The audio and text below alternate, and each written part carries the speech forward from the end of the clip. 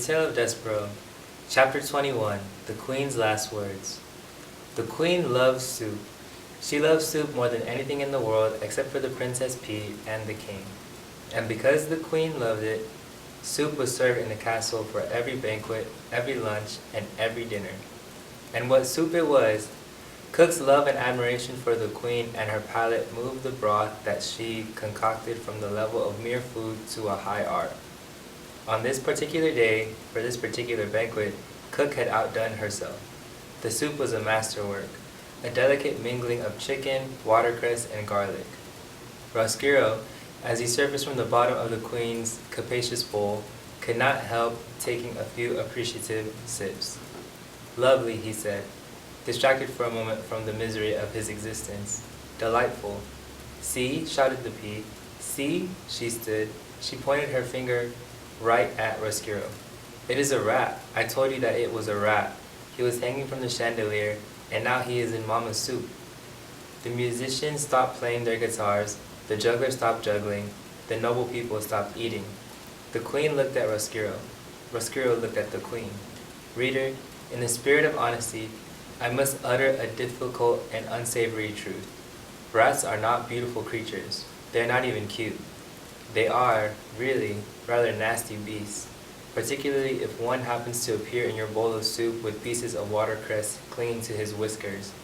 There was a long moment of silence, and then Roscuro said to the Queen, "I beg your pardon." In response, the Queen flung her spoon in the air and made an incredible noise, a noise that was in no way worthy of a queen, a noise somewhere between the neigh of a horse and the squeal of a pig, a noise that sounded something like this: "Nay!" And then she said, "There is a rat in my soup."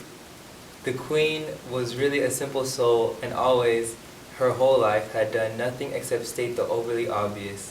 She died as she lived. "There is a rat in my soup," were the last words she uttered. She clutched her chest and fell over backward. Her royal chair hit the floor with a thump, and the banquet hall exploded. Spoons were dropped. Chairs were flung back. "Save her!" thundered the King. "You must save her!" All the King's men ran to try and rescue the Queen. Roscuro climbed out of the bowl of soup. He felt that, under the circumstances, it would be best if he left. As he crawled across the tablecloth, he remembered the words of the prisoner in the dungeon.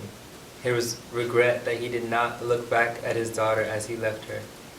And so Roscuro turned. He looked back, and he saw that the princess was glaring at him. Her eyes were filled with disgust and anger. "Go back to the dungeon," was what the look she gave him said. "Go back into the darkness where you belong." This look, reader, broke Roscuro's heart. Did you think that rats do not have hearts? Wrong. All living things have a heart, and the heart of any living thing can be broken. If the rat had not looked over his shoulder, perhaps his heart would not have broken, and it is possible then that I would not have a story to tell. But reader, he did look.